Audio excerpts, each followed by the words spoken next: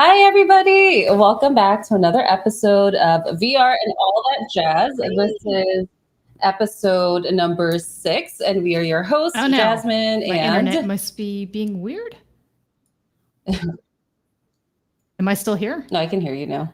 Okay, sorry about that. I wonder if I should Yeah, you're still refresh. here. Anyway, We're live. this is You're also here and live. this is also and Jasmine. Oh boy. Yeah, I don't know. Apologies if my internet So is we're acting live. really weird today. Oh, it's lots of things are happening that are weird today. But anyway, we are live on YouTube every third Wednesday of the month. So if you want to chat with us live, make sure you join us on YouTube. And we're also streaming on LinkedIn, Facebook, and now also our Twitter account. Yay! Or if you want to listen at home on the audio version, you can also tune in to your favorite podcast platforms such as Spotify, Apple Podcast, Amazon, and Google. Adam, we have a really great episode today. I mean, every episode's amazing, I think, but today is pretty exciting. So for this interview, we have two like powerhouse guests, really. The first one being Amber Moak. I'm sure a lot of you know her from Resolution Games. She's the like marketing lead there, and the second one is her name's Amy Pantea. And she previously worked at Servios for 7 years doing like marketing, product management for all of Servios's like VR games, but now is as the lead marketer at Polyarc. Adam, do you want to tell people about Polyarc?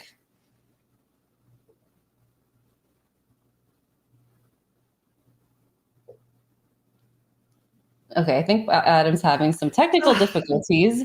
So Polyarc is made the popular game as Moss and Moss 2. So both, so Resolution made Demeo, one of the most popular games ever and one of my personal favorites. And Polyarc made Moss. And so both these titles are now, both these games are now having a new like franchise that's now focused on PvP. So we talk all about that and also what it takes to really build like a successful what it takes to build a really like successful VR game and franchise in the industry. Okay, so we lost Adam for a second. She's reconnecting. Okay. But yeah, Adam, so what have you been up to since we only do this episode once a month? A lot. Well, mostly Quest 3, pretty much everything. Like even before it came out, a lot of companies were doing mixed reality updates or just mixed reality stuff. So it's been a little overwhelming lately with all of the updates and things coming out. But you know what? It's been super fun. I've been really enjoying it. But I'll get more into the Quest 3 stuff later. Kind of a mini announcement on my end. Sebastian from Mixed Reality TV, he actually started a website called Try My Tech. I believe it's trymytech.com. Mm-hmm. And even though I haven't really announced it officially on socials yet, I put up the Rokid AR glasses and the Quest 3 as you can basically try the products out before you buy. And not only with me, but there's a few other people that are either in the States or in Europe as well. So if you want to book a time to try out either the Quest 3 or the Rokid Max, then you can. And I'll have more stuff on there eventually, like maybe the bHaptics vest and PCVR headsets, but I would just have to figure out the logistics of like, because the other ones at least are portable, so I can do them in public. I don't know how comfortable yet I would be having people in my home quite yet, so I might rent out a space for those demos. But yeah, Try My Tech. It's super cool. I really like the idea because so many people may spend like hundreds of dollars on a headset and then they're like, oh, I get really bad VR sickness, or this isn't what I thought it would be. So cheaper to try before you buy, kind of a thing. So this is like done in person? Mm-hmm. Yep. So anyone who's local, I'm in Southern California, but you can either do the listings yourself, like you can be a person who does demos for other people, or you can look for demos, either way. But it's a really cool idea, I guess, because he does experiences in his own home. So now he's opening up so more people can do that kind of a thing. That is really cool. I have like, I always have like my VR treadmill, but I'm also like, I'm not having nobody in my house. So it's cool. It's nice and safe that you're doing this in public places. Yeah, there's like a big local mall near me, and I'm like, it's the Quest or the Roku Max. All you need is just like, my cell phone connection or Wi-Fi, and I could pretty much show anyone anything. That's why I was saying for Uh-oh. like, I don't know, PCVR stuff, I'd have to that. But there are some local spaces I can rent out. So we'll see. We'll see. Have you done it yet? Like, have you met anyone? Like, do you have to just stand there the whole time? And like, it's an hour of your time or however long the demo is. And then you also have to do the demo. I don't know. It just sounds like so much effort. You can set up the experience to be as long as you want, and you can set your own price and everything. But I don't mind, especially because I haven't done one yet because I literally just like published my listings maybe a couple days ago.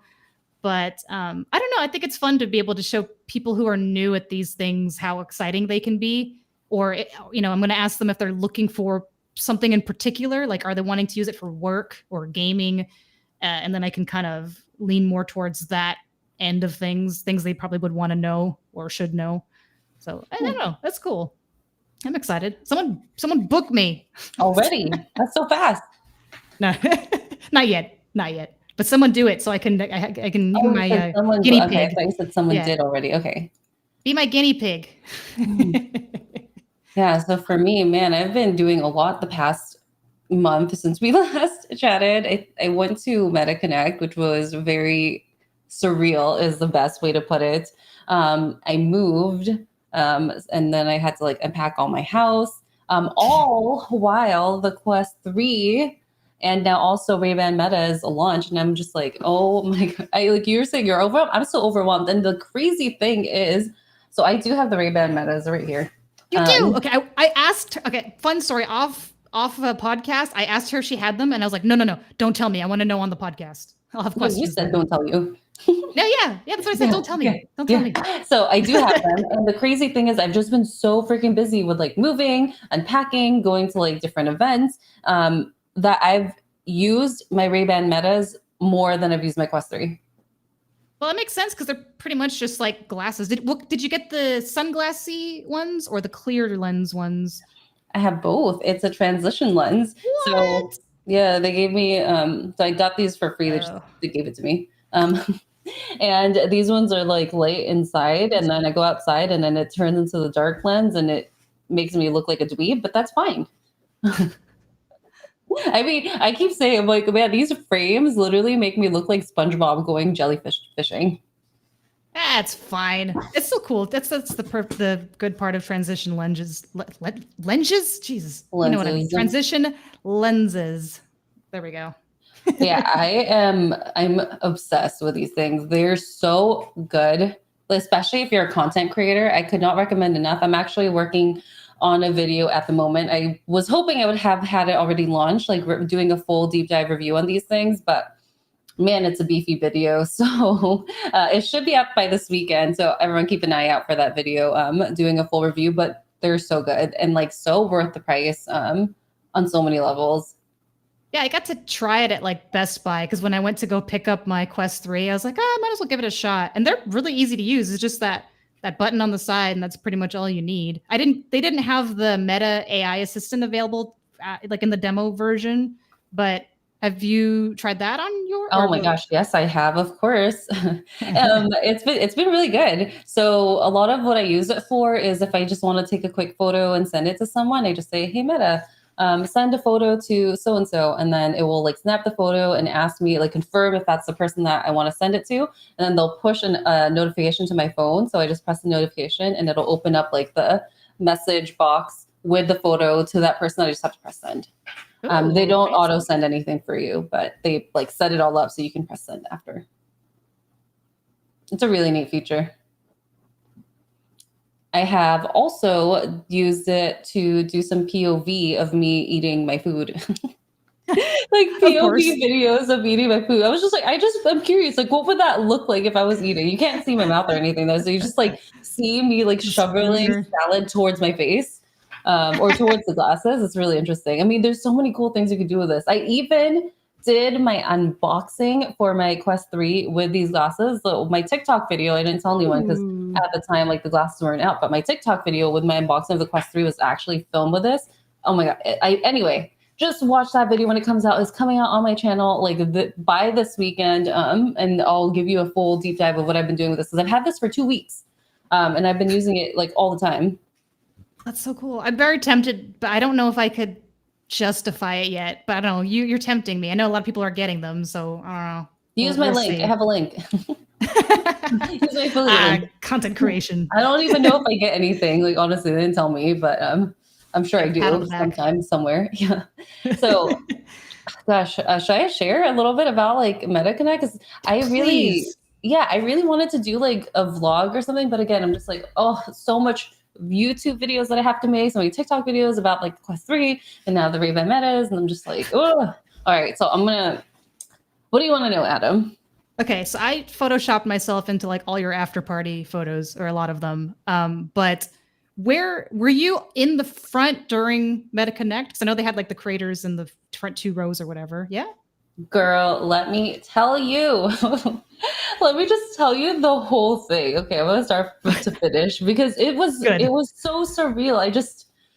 Gosh, I'm still like thinking about it. It makes me be like, what the F happened? That was crazy. So we go to MetaConnect and I get there like, since at the time I lived locally, I just drove myself basically. So I like hit up all the other creators that were invited. I'm like, do we have to stand in this really, really long line? It was like a full long line outside of Meta headquarters. But like, it wasn't too bad because I was in line and literally like you're standing in line and all of a sudden you see all these developers that, you're like, oh my gosh, I saw hanging out and chatting in line. Yeah. It was so cool. So like, you just stand there and all of these developers and you see all their shirts and you're just like, oh my gosh, I know your game. I love you. So that was really cool. But then they hit me up and they told me, oh, well, you're actually in a special guest line. I was like, a special guest line. So we get into this like very short line that was just like all creators and media. Oh, cool. And yeah, so like I got to stand in that line. There were other creators there that was like super fun. We get in and they like start well, first you can get breakfast there. There's like all you can eat, whatever. Like you just go, it's like a buffet cafeteria style, really nice. Oh, was it good? Yeah, it was good. Mm-hmm. Good food. Okay. It was good. Meta food game. Oh my gosh, it was so funny. So there was the congee there and I was eating it and they're like, what is that? Is that like watery oatmeal? Like I don't understand, or like ricey oatmeal or something, congee, which is like a Chinese breakfast. Yeah, and like a gamer tag and Wolf and VR were looking at me like, what are you doing? I'm like, what are you doing? How are you not eating this? This is freaking amazing. It's so good. But anyway, that's not the point of the story. The point is then they start like chauffeuring us, like, with the security. They walk us to like the store and there's like a big security guard there, like no one can get through. And they walk us past like a line of like all the developers, like so once you get in, there's still, you can't seat yourself yet. You still have to like wait in this other line. So they walk us past all those people and to the security guard and they were like, okay, you guys are creators. Okay, good. And they give us wristbands. And so they gave us like a special green room where we can leave all our filming equipment and all of our stuff. So that way we can like work whenever we wanted to in peace. And I thought, and like we had special internet. It was so cool. And oh my gosh, there was like other creators. So of course, like some VR creators were there, but have you ever heard of, oh gosh, I'm going to butcher this. Colin and Samir. They're like a YouTube podcast and they have like, I think 2 or 3 million, like subscribers on YouTube. I don't think so. Maybe if I saw them, then I'd recognize them. But so they had other people besides just VR creators there. Yeah. Too. So like, and they're like really, really famous. And this one girl, as I was like walking past her, I was like, are you the woman that like makes all those funny TikToks with her husband? And she was like, oh yeah, that's me. She's like this Indian woman and like, they're like, and then her husband never is on camera and they're like really, really, it was crazy. I was like starstruck. It's awesome. And then they were like, okay, it's time to go like watch Connect. And so they walk us, they start walking us and we get closer and closer and there's all this like paparazzi. It was crazy. There was at least 10 cameras, like just like everywhere. Ew. And they walk us all the way to the front of the line. or the front, and we had first like front row seats. And when we were there in line, we saw the developers wearing the logos, and they had very strict like a dress code for us. They told us we had to wear like business casual, and that we couldn't have any logos, and like it was probably like because you'd be seen a lot. but yeah, and we didn't know. We were like, that's so weird. We were like, that's not fair. Everyone else got to wear their logos. You should have seen J Brad. J Brad was wearing like trousers with like a button down, tucked in. And I was like, Jay, are you about to go for an interview? Like, what are you doing? Just from the top up, It it's was fine. so weird. Oh my gosh, that was so funny. Nacy looked cute as always. But so yeah, so then we all sat in the front row, and then like it was just surreal. Like they were like, it was like such a nice day. It was so sunny, and everyone was so positive because everyone was just like, "Oh, my VR people," And then they're like announcing stuff, and we're just like, "Ah!" And as they're announcing stuff, I think like the energy was just so good. So anything they said, we were all just like screaming. And then I saw later on like socials and like websites, they were like, "Man, Meta paid people to sit in there and scream and blah blah blah blah." And we were like, "No, we were all just like really excited." Oh So, yeah, I saw that. That's it was so great. cool. I think next year, like I don't know if I'll ever be part of the Meta Creators Program or whatever, but I'm gonna crash San Francisco or the Bay Area. I'm gonna go just for the after parties because there were stuff outside of just like Connect, right? Yeah, The definitely. meeting And people outside. did go out and like hang out and stuff. So that was really cool. Because I never got to meet Nacy before. Like, there's certain creators there that I'm like, I have never met them before, and they're like on my bucket list of like, I need to meet you at least once. And she, Australia's far, so that's not. I'm probably not gonna see her very often. So next year, Yeah, Nacy was great. It was like me, Nacy, and J Brat were like the three best friends just walking around everywhere. Oh, that's so We cute. were all just like, yeah, it was great. We were just chilling. I mean, obviously everyone was like hanging out and spending time, but like every time people got split up into their own little groups, it was the three of us. It was good. And then there was like developers and and then there was happy hour too. There was happy hour like 5 p.m. Oh my gosh, yeah. Okay, I have to tell the story, and then we can like talk about other stuff outside of Connect. But there's like a happy hour at 5 p.m. and everyone's just like, oh, finally, like can just like there was drinks. There was music. The music was awful. That band was so bad. The music was so loud. We were like, can you just kick them off? Music where? After during the happy hour. Oh, okay. Yeah. And it was so bad. Everyone was like, I hate my ears are bleeding. But I guess they paid them, so they had to be there. I don't know who they were. But yeah, so we're all like, trying to have a good time, just like getting drinks, being all cute. And then Eric, because he's like my partner at Impact Reality. He comes up to me and he's like, "Hey, Jazz," like, because there's so many developers, and he's like, "Hey, there's like a developer that really wants to like talk to us and possibly work with us." And I'm like, he was like, "Let's go talk to him." I was like, "Right now?" I'm like 2 drinks in, I'm so tipsy, and he's like, "Yeah, like right now." And I'm like, okay, I can casually talk to someone. That's fine. We can casually talk. So we go sit in a corner, like there's like couches in the corner. This is all outside the happy hour. So we go sit there. And then this guy ends up like being so intense. He's like, okay, like pulling out like a piece of paper and like drawing diagrams on the paper. And he's like, show me how you would do this, that, and what kind of plans did you make for this? And I'm like, I could do this. Like even in my very we're up real fast. State. Yeah. So yeah, it was wild. It was a good time. Oh, next year, I swear. I'm so jealous. Yeah, you should definitely go. Oh, you guys got some cool stuff. And just being able to see you guys, I mean, Nacy was really obvious to see in the front row. I was like, oh, purple hair. There she is. I know. I'm like, did I do something with my hair? I think I was able, now that I think about it, I think I was able to find you too. Because after I realized, or probably everybody realized that the creators were in the front row, like I started trying to pick people out. It's like, oh, I know. I should have like, I need to like clip that and like, I don't know, frame it on my website or something. But eventually, maybe once I'm done being moved in. So, okay, Adam, you've been using the Quest 3. How's that been for you? I know I'm going to sound kind of like a shill because normally I'm a pretty, not pretty negative, but I know I tend to nitpick, but I have been enjoying the crap out of the Quest 3 and specifically with all the mixed reality stuff. And I know, there's not a lot of like big, long titles for mixed reality yet, but the stuff that I've tried, like Drop Dead the Cabin, which comes out 25th, I think, Espire 2, like I'm coming from a background, I didn't have a Pro. So the color pass-through to me is like new, going from black and white TV to color TV. But it's been, I have to say though, the Quest Pro color pass-through compared to the Quest 3 is like trash. It's so bad. Like I never used the Quest Pro pass-through because it just like wasn't good. But yeah, okay. So you're not really missing out. Like, yes, it was better than the Quest 2, but was it like much better? I don't know. It was like the same thing as the Quest 2, just in color. So still super pixelated. Okay. And I mean, like, the pass-through for the Quest 3, I would say it's not amazing. Like, it's still kind of grainy and you get that like warping, but the fact that you can actually read screens and monitors and your phone now, and I don't know, I've just been having so much freaking fun. Like, I will give a tip to people because I've been doing a lot of mixed reality stuff.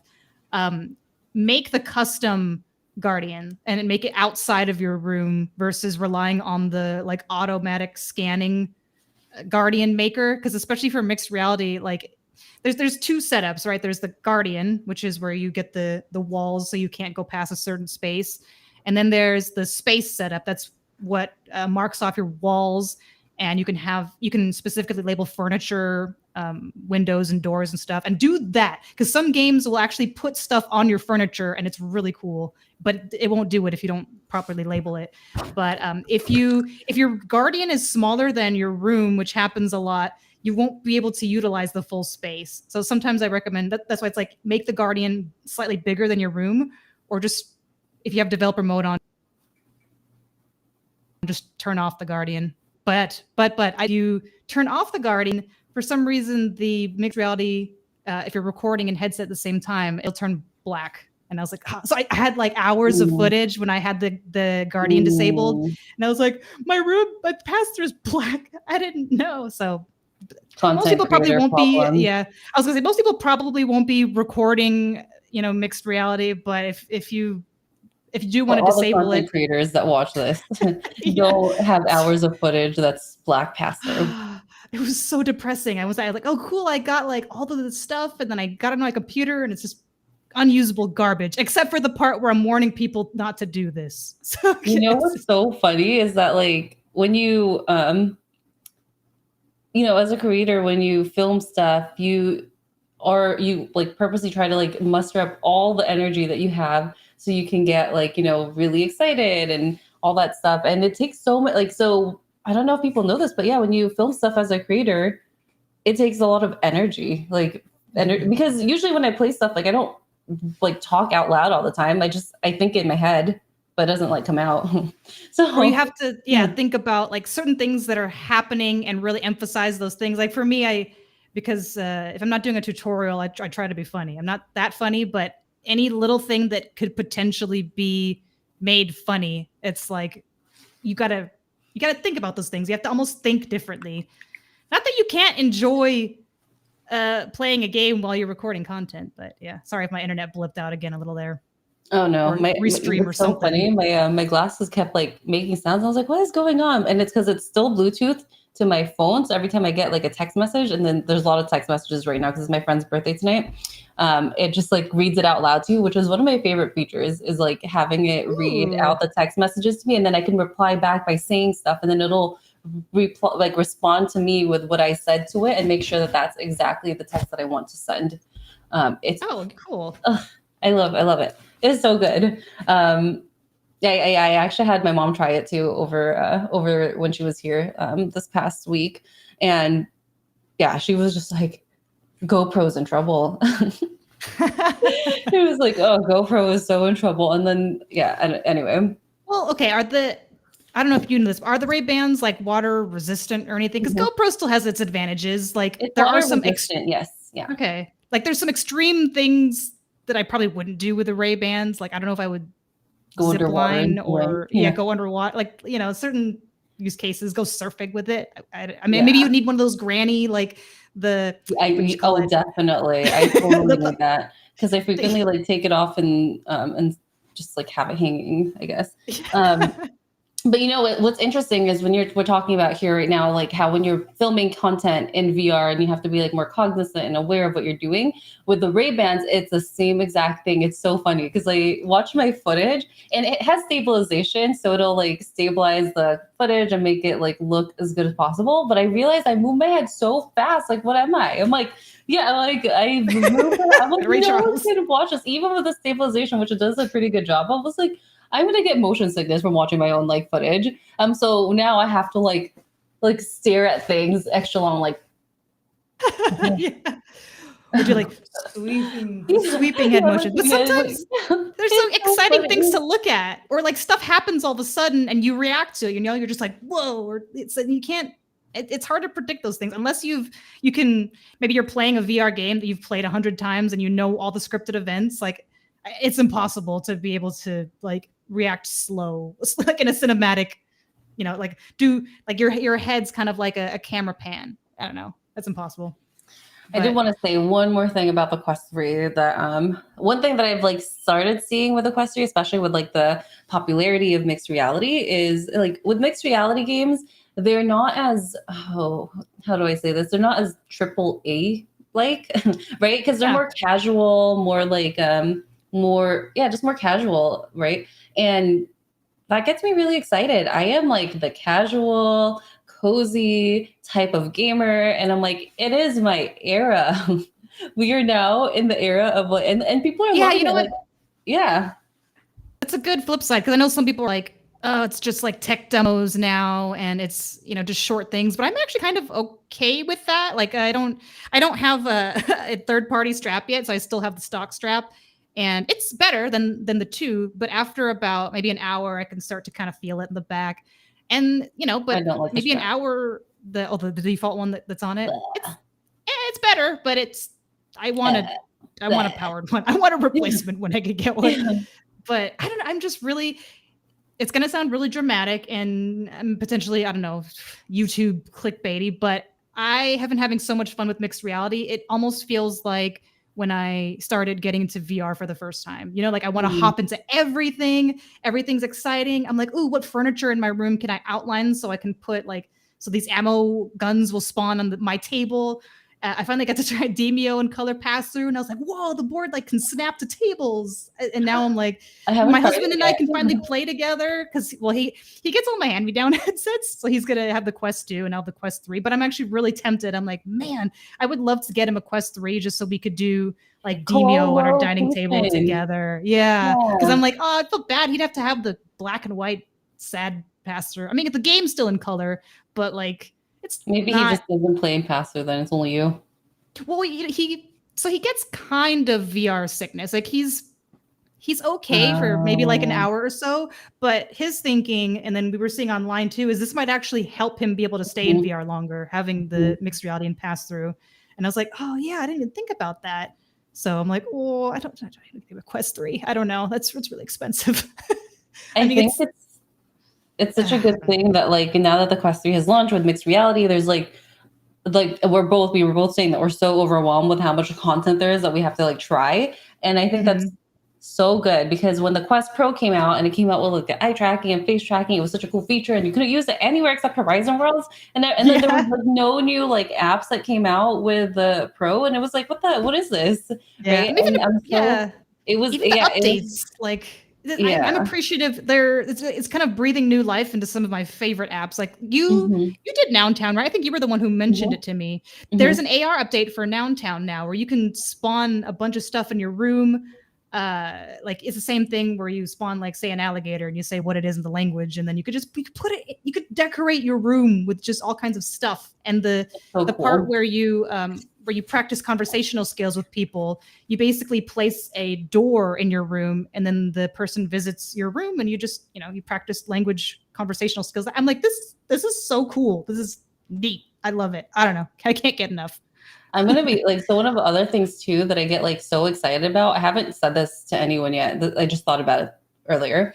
But okay, so with VR, you can like, you can play like 11 table tennis, like ping pong, or like golf and stuff. But before, it had to be with people that were not in the same room as you because there wasn't co-location. But now that there's co-location, that means if you have two headsets and someone wants to come over and you guys just want to play ping pong together, you could do it in mixed reality with the headsets. Unless you like, that should be like good, like pretty good for most people. Like, most people aren't like competitively, and to that point, like you can actually play 11 table tennis is a competitive sport. It's like the first game that went to the Olympics as the first VR game that went to the Olympics. So, like the whole point of this is like there's so many, and I'm trying to get this out, but how you were saying that you can decorate your house? Yeah, how you can decorate your house with like stuff now in mixed reality. There's going to like people, you could probably decorate like the same room in multiple different ways, right? If you didn't want it just set in one way, then you can have like different settings. And because a lot of stuff is going to be digital now, we're going to have less and less like physical things, which I'm excited for because I think there's like such a huge consumerism in the US. And a lot of it's super wasteful. Like in Europe and other countries, they're all about communities and like shared things, shared experiences, shared spaces, like share, like, they share a lot of things. But in the US, everyone's like, no, I just want a bigger house with everything for me and myself. Yeah. And so I'm really excited that a lot of things could possibly replace physical, tangible items in our homes and hopefully be better for the environment. Very Gen Z of me.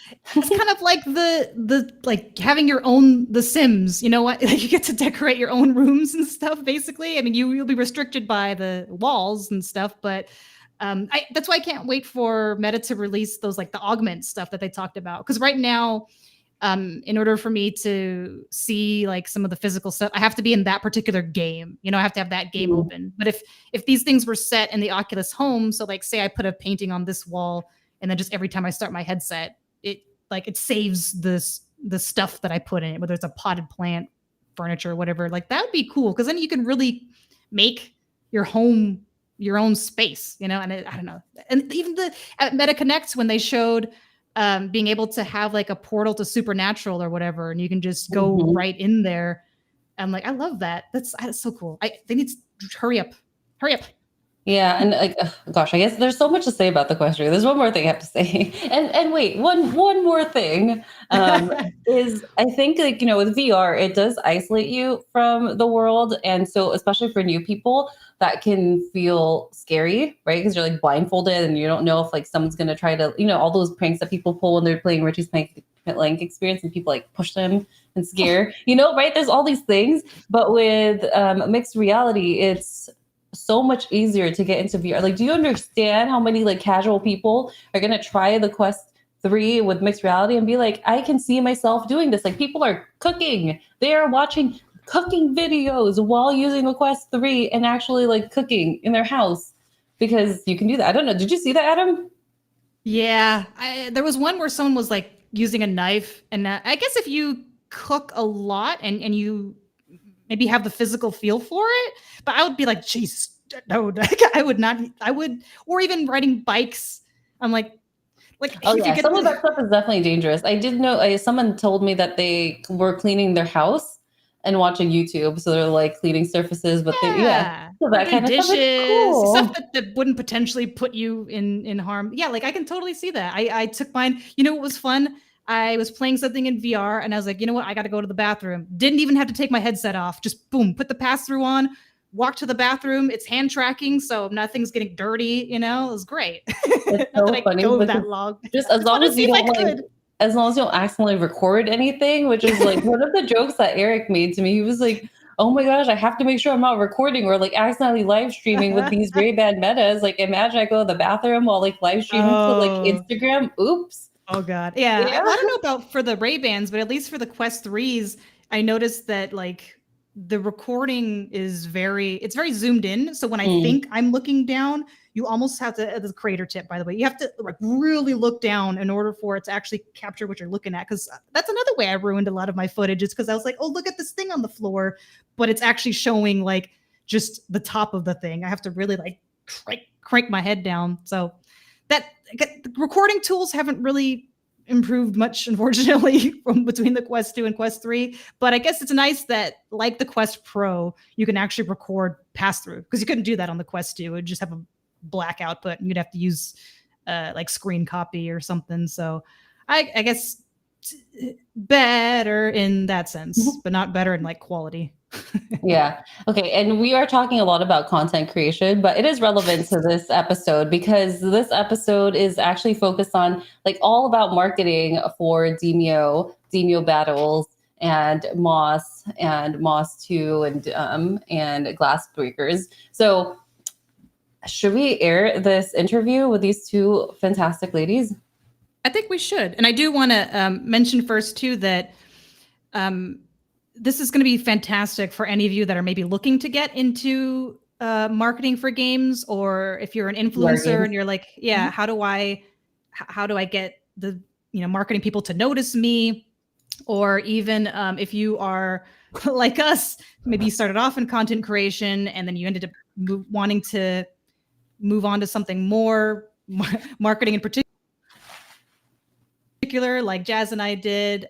This is great stories and a lot of good actionable advice for people. And JAS's camera cut out a little bit, so for those of you who might be watching the live one, we did I put a cute little photo of her in when her picture or when her camera cuts out. Yeah, you reminded me. Okay, yeah. So if you see, for those watching the video, if you see that my camera disappears and I turn into a static image, it's because I forgot to charge my camera. I left it on overnight, and so it was dead. So it just kept turning off after a certain amount of time. But anyway, we did our best. Interview is still fantastic, and I'm ready to air. Enjoy, everybody. We are absolutely thrilled to be joined by two powerhouses in VR marketing. First off, we have Amber Moak, who's the marketing director at Resolution Games, which is responsible for titles like Demeo, Blaston, Ultimex, and many, many more. And we also have Amy Pantea, which leads product marketing with Polyarc Games, in which you might have heard of a little game called Moss, maybe. But welcome to the show, both of you. Thank you so much. Yay, thanks for having us. Jinx. Yeah, we're really two powerhouse studios. So we're so excited to have you both. Tell us a little about yourselves. Share some of your past experience and kind of how you got into your current position or where you are today. And I guess maybe we'll start off with Amy to make it easier. Cool. Yeah. So I feel like I have an untraditional origin story, I guess we'll call it. But I started as a content creator doing a ton of brand promotions for games and anime and pop culture. And I was flying all over to promote whatever game was launching that year. And it was a lot of fun. And so much fun that I realized I could make a real career out of it. And I decided that I wanted to shift into development, where I felt like I had more meaningful impact on the future of these games. And I could really be a champion for what players want behind the scenes. So I was actually doing that at Survios for the past 7 years. And very recently, I made the tough decision to head over to Polyarc. But I've been in VR for quite a while. I think when I wanted to work in games, I knew that I was already kind of enamored with VR, and I wanted to be part of something special, and I wanted to be part of something that didn't have a playbook yet. And I don't regret it one bit. And it's been such a journey. And I think that we all know very intimately how much fun and how rewarding and how exciting it can be to market VR games. That's very cool. So do you have like a marketing background or a marketing degree? I have a journalism and communications degree because I really wanted to actually work at like an IGN or a GameSpot. Like that was my original goal, was like I wanted to be the face of VR and do like VR daily news on IGN. And then I was like, I actually don't think I want to be in front of the camera anymore. I think I'm like a little burnt out on that, and I'll be behind the scenes and I'll try to get my game producers and game devs talking. So this is a very rare Amy encounter where I decided to join a podcast. And it's only because Amber was so kind to invite me. Nice. That's awesome. Well, Amber, what about you?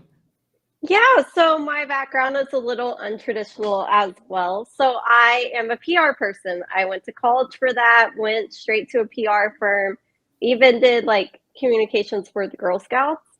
But after that, I ended up at a tech PR firm. And at a certain point around like 2015, we ended up with a ton of VR clients like Vario, some companies that are no longer here, E&I, Visbit, people like that. And Resolution Games ended up being one of those clients. So I actually launched Bait's first update in 2016. So I did not launch Whoa. like that game, but I've been here for forever. And then in 2019, I went in-house. So I kind of transitioned from PR to like doing influencers. Now I do marketing. So kind of touch everything in that space. I think that's the cool awesome. thing about the VR space is I think pretty much all of us don't have a traditional marketing background, but all of us are in marketing in the VR space, right? Adam, what's yours? But yeah, I feel like it's, especially with VR, there's not really, because it's still so new, there's not really a traditional way of going at it yet, because nobody really knows how to do that. I mean, it's hard Yeah, to display except what these you two see in ladies. headset on flat screens, right? Like that's part of the challenge alone. But yeah, I mean, actually, I'm very similar to Amy, except I have absolutely 0 degrees. I tried community college for a little bit, and I was like, you know what, f this, I'm out. But I did start off with the influencer route. I did, and still try to struggle with doing both the, you know, the YouTube videos and TikToks and stuff. And then I was like, yeah, you know what, I kind of wanted to do something more than just myself. Like you kind of get tired of yourself after a while, and you're just like, I want to work with people so we can share the burden and the stress of this and work towards something together instead of it being like a solo endeavor. So that's, I can really appreciate that. Yeah, and then as I mentioned, mine was like an engineering and tech background. Also went into the content creation route, and then same got bored of like just always talking about myself. But I think more importantly, seeing all these like game devs, especially like indie game devs that are really like some really great games, and just like, oh, why didn't you just market it this way? That could do so well if you just did this. And yeah, now we all work in marketing, which is cool. But speaking of that, I think, Amy, have you noticed any differences doing PR between indie games and AAA titles? And how do you like need to change your approach? Interesting that you bring that up, because I think that Servios didn't have any AAA titles. I think, what is the silly, ridiculous term people use where it's like double I or triple I? Like, we were an independent studio, and maybe we had some successes that seemed higher profile, but at the end of the day, we were still kind of a small team split into multiple projects, and our marketing team was very much the same. So I would say that there maybe were more high profile games that still had very conservative budgets to work with, and we did the best that we could. So in terms of how that can shift when you have maybe like a Hollywood IP attached to it that has a ton of built-in brand awareness and a huge audience that has these expectations of what they want when it comes to bringing that IP into a new medium, it is a collaborative effort. Like, we have some of the greatest partners, and we've relied on them to make sure that we were staying authentic to the brand. So when it comes to how do you make sure that you're on the right track and you're going to hit the audience that loves this IP, you got to go to the people who know it better than you, instead of assume that you know what's best. Like, we brought our strengths, which was VR development and interactive immersive gaming, and we relied on them on like, what is the brand, what is the story, how far can we push certain marketing assets or narrative beats, and obviously that comes with like a lot of different approvals, and it can be a bit of a slow moving ship when it comes to IP. So I love doing both. Absolutely. I think they each have their own different rewards. Original IP and working with, for example, like The Walking Dead is a huge, like, I'm personally a fan of it. So being a part of that and bringing that into VR was like a really big like bucket list moment for me. I was like, I think I can retire now. And my mom too, she, knowing that those titles have a chance to break into the mainstream, where my mom is talking to me about it is a weird experience. And I think, Amy, you touched on something really crucial too when you said that both titles that have like indie titles and like, more popular IP titles all have limited budget. I think that's the toughest part overall in marketing, is that in the VR space, budget is limited everywhere. It's not, we're getting there, but we're still, I think, somewhat in the early phases. I have a question for Amber.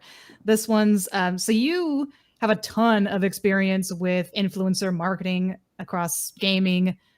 What strategies have you found that are the most effective, do you think, for identifying and building the right relationships with the right influencers?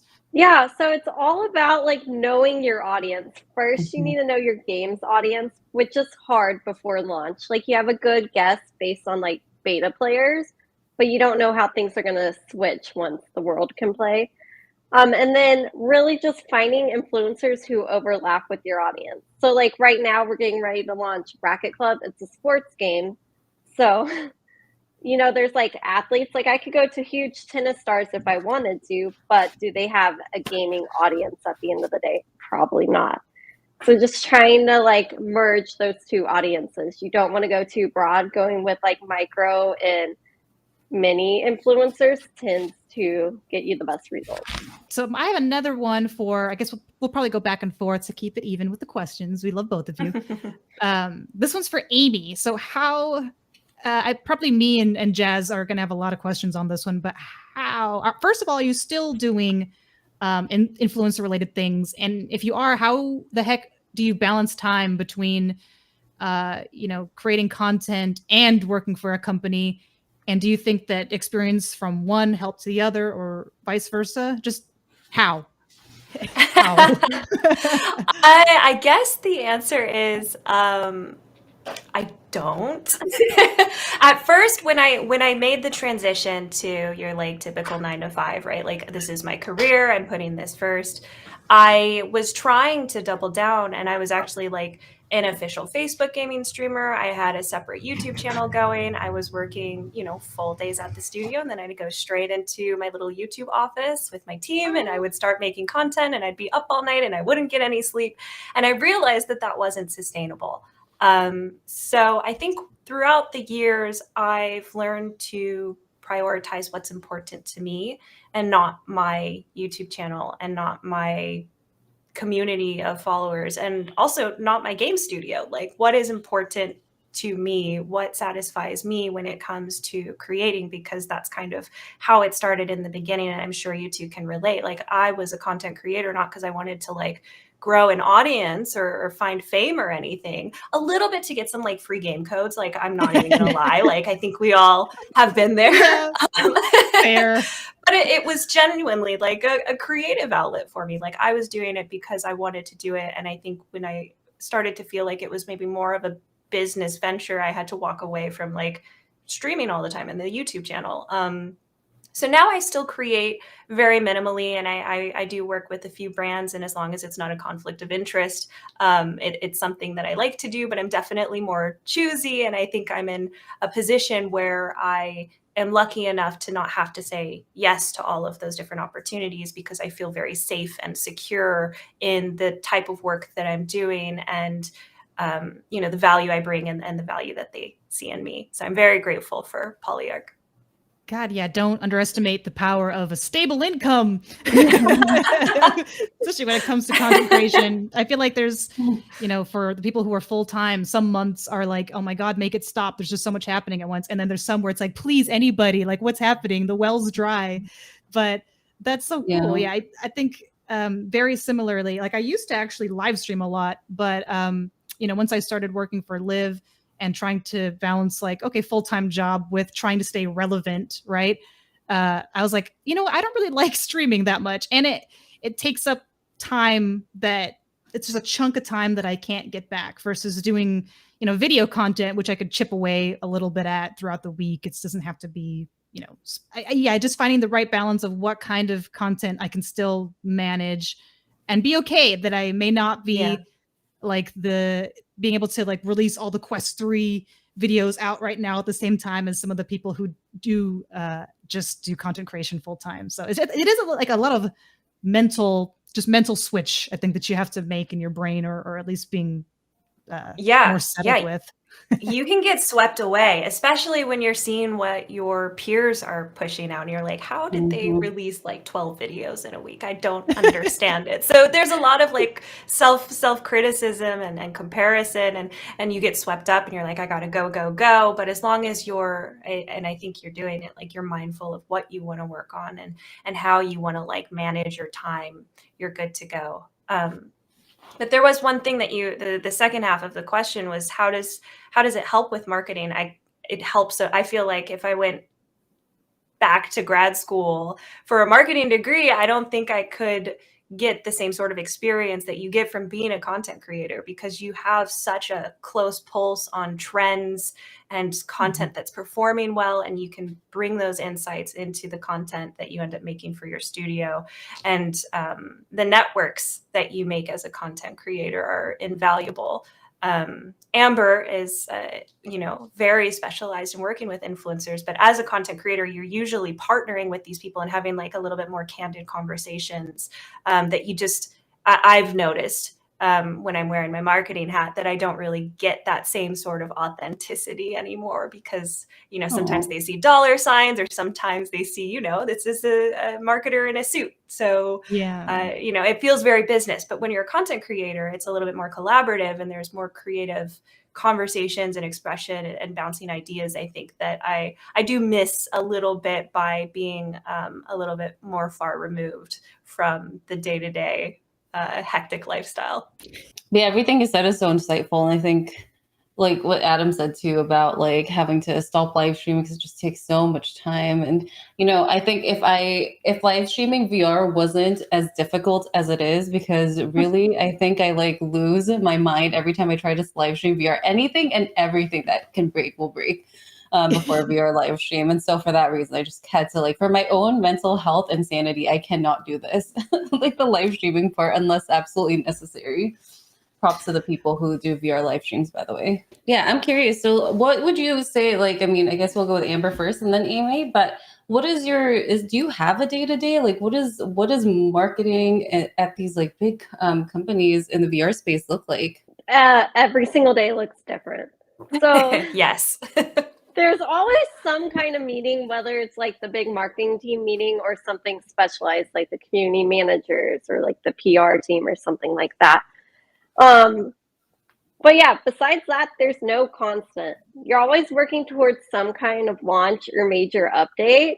But especially like at our studio, it's not like, oh, we're releasing one game this year. We're releasing two pretty much back to back. So you're balancing like, what game do I focus on today? Or like a partner swoops in and they're like, we just all, well, not all of us, but a lot of us were just at Meta Connect, and I'm sure you've seen Demeo on a bunch of things. And so like that kind of stuff would just pop up and throw a wrench in your plans. So like you have to be flexible and also like remember the priorities. And I mean, go to your boss if you have to, if you're struggling, or lean on a coworker. But yeah, I don't know if Amy feels the same way, but like every single day looks different. A lot of people don't really understand what marketing looks like, though. So they'll be like, "Oh, like I think before this call or this episode, we were talking about how sometimes like, oh, you just hang out, you just talk to influencers and go to events. Like, what is? Can you explain to us like what is actually marketing look like?"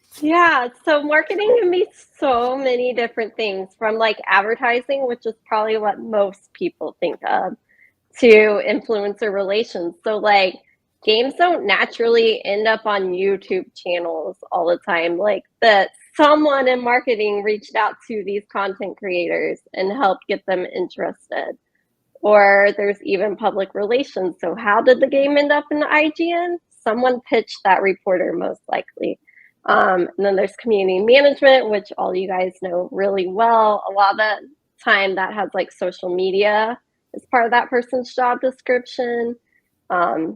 Going to trade shows, there's an event planner who had to plan that stuff. I'm sure I'm forgetting a whole bunch of other things, but like I'm already overwhelmed hearing you say all of the things. But yeah, anywhere like where people like learn about your game, unless it's like from their friend, marketing probably had a hand in that, getting that message out. it's very rare for people to just stumble into to games, right? If that's how it worked, then great, like, job done.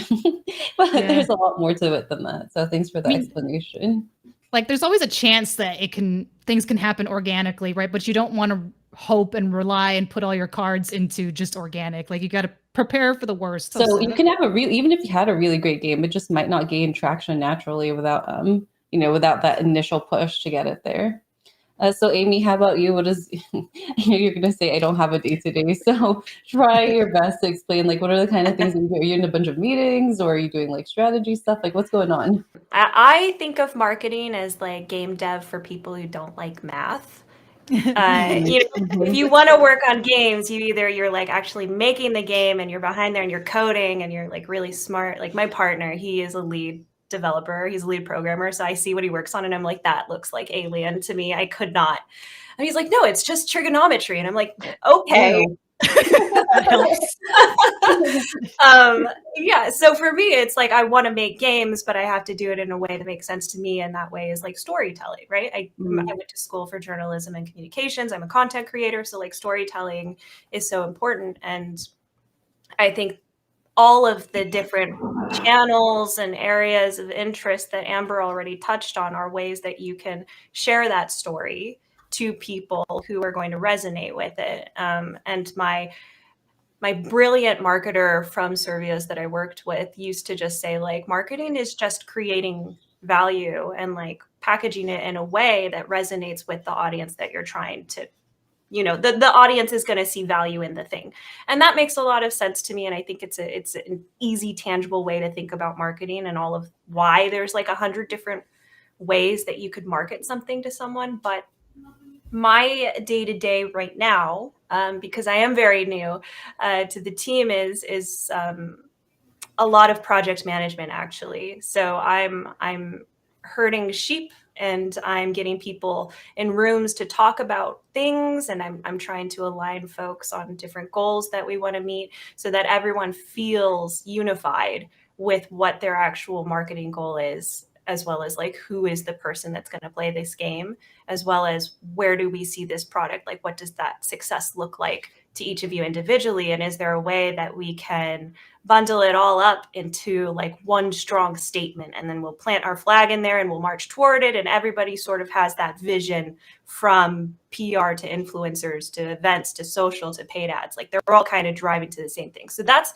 a lot of my work right now, is just like getting smarter people than me in a room to come up with the solutions. And then I sort of like summarize it and I'm like, okay, so then how about this is our goal? And they all say yes. And then we go out and we do the thing. So that's a lot of fun. Our team right now at Polyarc is pretty lean. So I think another thing that I'm sort of dedicated to right now is just, okay, we have these really awesome ideas on how we want to promote this game, but how are we actually going to get it done?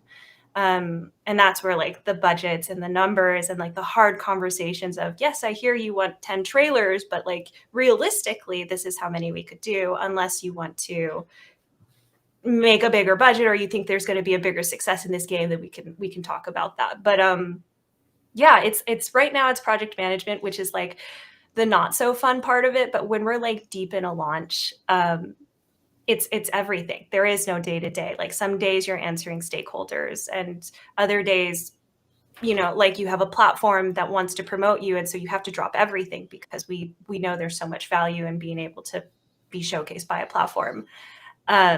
And that's why I like marketing, is because I have a short attention span and I get bored easily.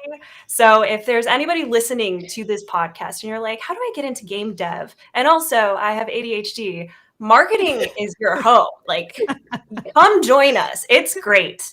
You'll never be bored, I promise.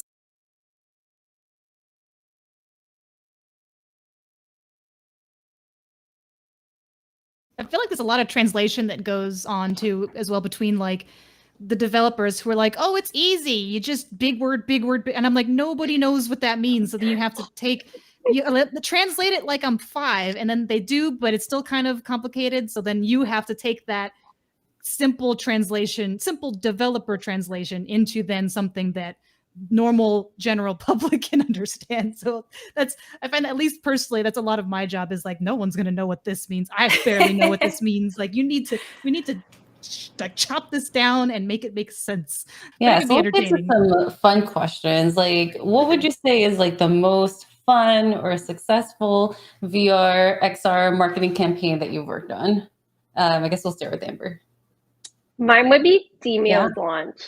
So it happened during the pandemic, and leading up to it, we were the only game launching in that genre, which did benefit us. But I, to this day, have not experienced a game launch like that. Like the hype for it. I mean, obviously, there's like major IPs coming to VR, that would be different. But for an original IP, like the hype leading up to that was like crazy. Like people were posting about it on social, they're joining our Discord, Reddit, like everything. And then I think maybe a month before launch or so, we got to release a first impressions video, and it had Felicia Day, it had John Romero, it had a couple of VR influencers, basically a big mix of like famous developers and then like people gamers will recognize talking about this game. And the moment that hit, like just like the hype for the game became even more. And then hitting launch day and seeing the downloads come in was really cool. And I mean, I think you guys all play the game. So everything that's happened since then, like having to push out an update really quickly was super fun. So yeah, that was my favorite. It's like the launch I'm always thinking back to as we launch other games. God, yeah, there's like all the different campaigns that come out. So then there's marketing behind each campaign. I know that I believe it's Demeo who there's like Easter eggs in different games back and forth. So I'm like, you guys are just everywhere. I'm like, God bless their marketing team, because they're working really hard over there. I see them everywhere. But Thank you. What about you, Amy? Any past experiences, fun campaigns, really successful stuff? Yeah, for me, I think kind of in the same vein, like my favorite campaigns are always the ones where we have creators involved with it. So for the first product that I got to sort of lead and graduate from just like a supporter to someone who is like owning this marketing plan, that was Sprint Vector, and it was our second title after raw data at Servios. And we, the big pie in the sky goal was we wanted to be the first esport that could only be played in VR. Like we wanted to create a game that had competitive appeal to it and could help boost player bases for the industry as a whole, driving more competitive sort of like multiplayer focused audiences to VR, using a product that you literally could not, like, even if we ported it to traditional, like there's just no way you could play it. It's a VR game. And that campaign from the get-go, with that mindset, we worked really hard to secure partnerships and give it like the honest esports treatment that you could. So we took it on tour, we did tournaments, we had a dedicated community of players, we had people doing strats, and I think it's safe to say that we were maybe ahead of the curve. I don't want to say that we inspired Gorilla Tag, but if you like Gorilla Tag, Sprint Vector is very similar. So we were maybe ahead of our time. And it's not that the campaign wasn't a success or the game wasn't a success. It was, I think, a brilliant game, and it was highly rated. But in terms of being able to hit the player base that we wanted to, maybe if we relaunched it, we'd have better luck. And I don't work at Servios anymore, but if other people agree with me, feel free to hound them on social media. I do actually have a big question, and I say big because I know a lot of our listeners might be influencers themselves or content creators. And this question can be for the both of you. Maybe we'll start with Amber. But what do you look for when it comes to an influencer and considering them for a brand partnership? Yeah, so like I said before, like audience overlap would be number one, but also like engagement with their audience. Like, do they just post a video and they don't interact, right? Mm-hmm. That kind of sucks. But especially if we're going to go pay someone, the ROI issue. So like the company KPIs, are we looking for downloads in return, just awareness, things like that. So we are going to ask like the tough questions of like, what's your average viewership? Maybe questions about like past sponsored content, stuff like that. Just, I think we've all experienced the FTC rules. Like, they're great and they're amazing and they're protecting the companies and the content creators. But if you look at that against organic content, there tends to be a big difference in like engagement and viewership and stuff like that we have to weigh as a company. And then also, like, what are you doing that is unique? Like, probably wouldn't pay someone to do a review. That's not genuine, especially when there's like hashtag ad. Why would we do that? But like, you can do something more creative for our game, we would happily consider it. So like, we've done stuff before, like Blast On, not necessarily a fitness game, but a lot of players do like sweats. So we've done stuff with like fitness enthusiasts that's like a little outside the box, not straight gameplay. So like, what kind of value can you bring to us that like we can't necessarily do as a marketing team, but you can do it with like your unique talent? So would you say someone that has more views but does not engage with their audience has less of a chance than someone who's smaller but engages a lot? Like, I mean, it really depends on your KPIs. So am I looking for downloads or am I looking for awareness? It depends on my campaign, right? And also like what's genuine. So I follow a lot of mainstream like consumer influencers all the time. And they're always pushing like their codes, like here's 20% off at like insert store or like this makeup. And I followed one who like yesterday, she was like, hey, the brand reached out and they were so excited because my audience, like they, you know, they bought a lot of product, blah, blah, blah. But like they actually like, I like the product, they like the product. Like there's so much overlap and everyone was like chatting about it. So obviously like companies want to make money. That's part of your goal as a marketer, right? Awareness and downloads or wish lists. But I think it needs to be a good combination, not someone who's just like pushing out stuff and they never interact. Like you can find it very easily. Like they never respond to YouTube comments or tweets, things like that. Makes sense. What about you, Amy? Pretty similar for us. I mean, the first is, what are the goals? Are we driving awareness? If so, maybe a lot of views is what we want because it looks impressive and it's shiny. Or are we actually looking for folks who have the ability to engage with their audience and their audience has this sort of like mutual trust between the creator and the viewer where they're going to be more compelled to explore the things that they're promoting on their channels. I will say right now, just from more of like a tactical things you can do today perspective, if you're a creator and you want to work with a brand, I would say make sure that a way for us to validate that you're a real person is really important. And I mean, spammers are getting very sophisticated. So just know it's not you, the creator, that we're worried about. It's all of the spammers that are getting really smart at pretending to be you. So help us make sure that we're actually talking to you and not someone who just is using your identity to get some free codes or to get some sort of promotion. And then the second thing is that I don't think it's any surprise here, but we're interested in short form content. So if you're a YouTuber or a Twitch streamer and you're using that content and repurposing it for YouTube Shorts, Instagram Reels, or you have a TikTok channel, that is something that we are paying a lot of attention to right now because we see the value and we see where people are starting to spend more time. And that's just the beast of social media. Like if you're still making content that applies and was trending 5 years ago, eventually you are going to get turned down for opportunities just because the content that you're making is no longer relevant with the type of people that we're trying to talk to.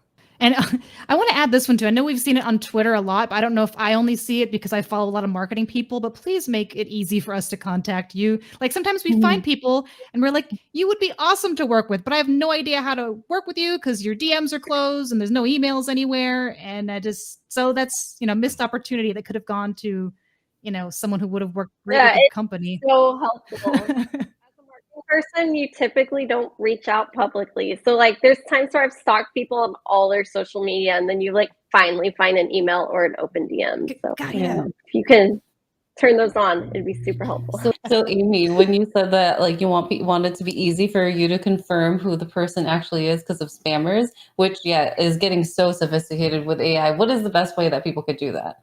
Literally what Amber and Adam were just talking about. Like if they're reaching out with an email, typically what we would hope is that they say like, I'm responding from here. You can confirm that this is the email on YouTube, Instagram, Twitter, or wherever, right? Like it's not that hard. And I understand how bigger creators probably don't want their email being solicited to their fans. But for someone who wants to work with them or at least validate or verify, that is the easiest way that we're going to be able to do that. Like if there's creators here and they want to drop some comments down on maybe bringing up a proposal on how we can make this easier for everyone, let's figure it out together, because I think it's a headache for them and it's a headache for us. So what skills do you think have been the most critical in your success as a marketer? And for anyone who might be interested in pursuing a career in, I guess, specifically VR marketing, what advice would you give them?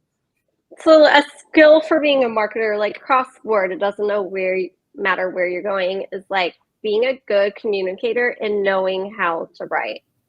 Like, even if you want to specialize in like social media, you still need to know how to write. You're writing ad copy. Basically, everything in marketing has some component of writing in it. If you're lucky, there might be a copywriter on your team, but the VR industry is still very small. So, like at my studio, we don't have that.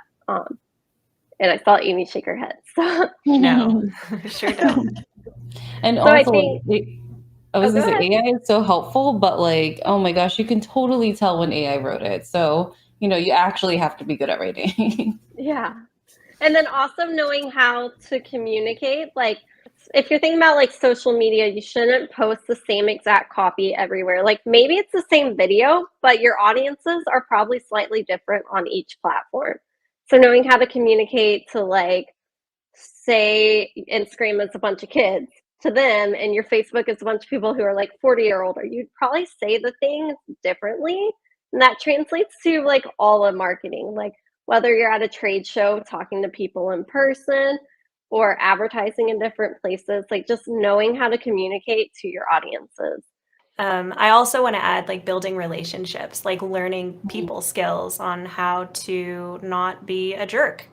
And how to share your feedback and opinions to devs or players or whoever you're talking to in a way that is constructive and not accusatory or hostile is something that not as a marketer, well, maybe there's, I don't know, comedians are allowed to do that sometimes, but in most professions, you have to learn how to not be a jerk and how to communicate your ideas, even when you're in disagreement, in a way that still respects the other person. And I think for marketing, it's just even more so because you have a public spotlight on the things that you say on social media. So when you're responding to people on Reddit or Steam forums or on your social channels, like you have to be aware of other people who are watching that and paying attention to it.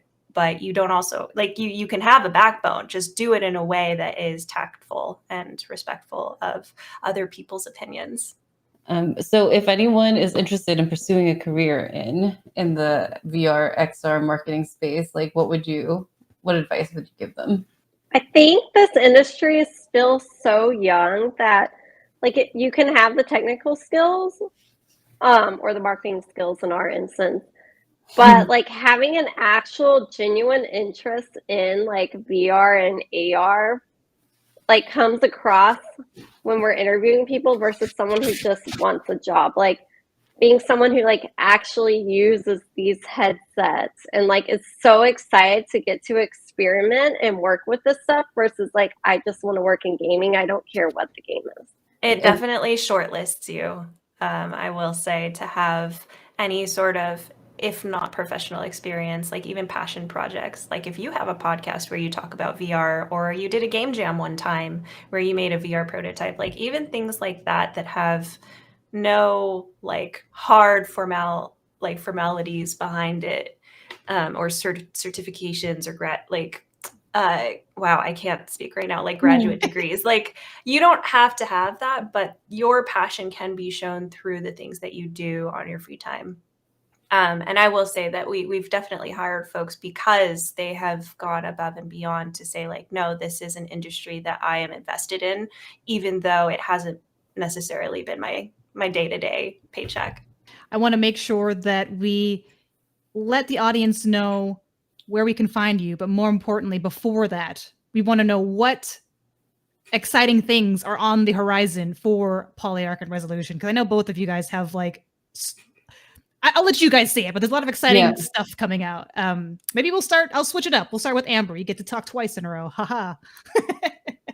Yeah, so we have 2 game launches coming up. One very soon, November 9th, Demeo Battles. So it's a PvP version of Demeo is coming out.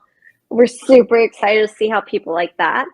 And then in December, Racket Club, which is a racket sport game. It's a new sport invented solely for VR. So if you like tennis, pickleball, paddle, those kinds of games, it takes all the best elements of those and puts them into one game. So yeah, we have a very busy Q4. What about for Amy? I know I'm excited for this one too. Yeah, so like I said, I'm fairly new, but very excited to be joining the Polyarc team. And we actually just launched Glassbreakers, Champions of Moss, for Steam Open Beta. So the game's already been out for a couple months on App Lab.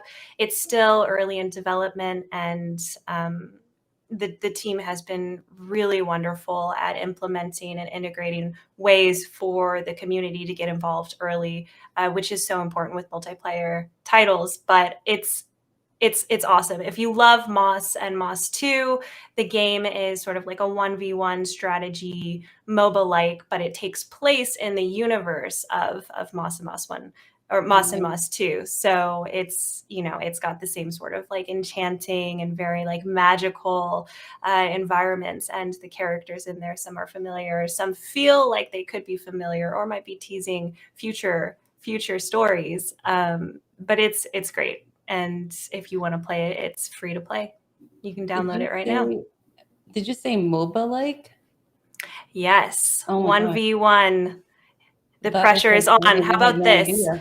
You play Demeo Battles, and then you encore in Glassbreakers, and whoever wins out on both. Yeah, I didn't think about it. But like, now having both of you on, they're very similar sort of new stuff coming out, except like, Demeo is going from multiplayer to multiplayer PvP versus Moss is going from single player to multiplayer PvP. But I'm like, we got these 2 really cool, like, I don't want to say similar because they're very different environments, very different characters, but I love both of them. They're such, like, anyone who's in VR knows both of these IPs. And so this is really exciting coming from both of you. And so maybe we'll just have like, I don't know, I'd love to see a Moss versus Demeo Battles. I know. I smell Easter egg things. Promo on the horizon. But I think it is a testament to say that like VR is maturing in a way where we're able to start really franchising some of the early titles that have been such a huge success and sort of part of the beginning stories of VR, and that the community is getting big enough where multiplayer is now really becoming something that can be sustainable. So I'm excited. I can't wait to play Demeo Battles, and I can't wait to play against all of you in Glassbreakers. And if anybody here wants to take me on, I have been practicing. Oh God. And so I will not, I will be putting up a fight. I'm excited. I love a good challenge. And I love mobile games. Oh my gosh, I'm so excited. And we don't need any more FPS games. Like, give it, Oh my gosh, yes. Amber and I are doing everyone a favor. Yeah. You guys gonna add zombies to your game anytime soon? Anyone?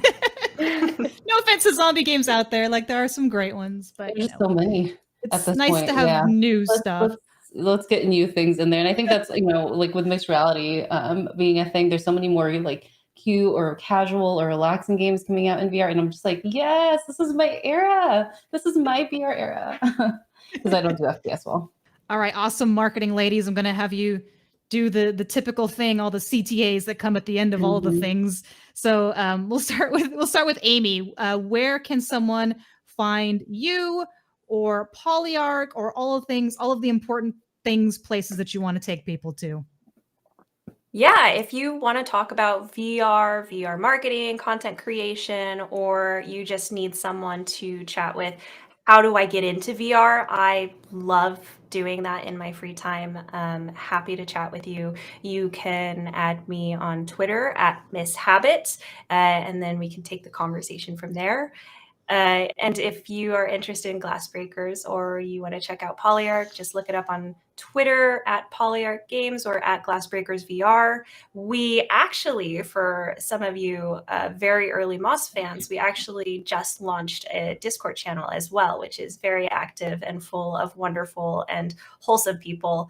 Our community manager is doing an amazing job at building the Discord from the ground up. So discord.gg/glassbreakers, but it's technically for Moss and Glassbreakers. Awesome. Cool. All right, what about you, Amber? I'm going to echo everything Amy said about herself personally. So you can find me on Twitter, Amber and Moak, or you can hit me up on LinkedIn. If you want to find out what Resolution Games is, we're Resolution Games on most of the social media networks.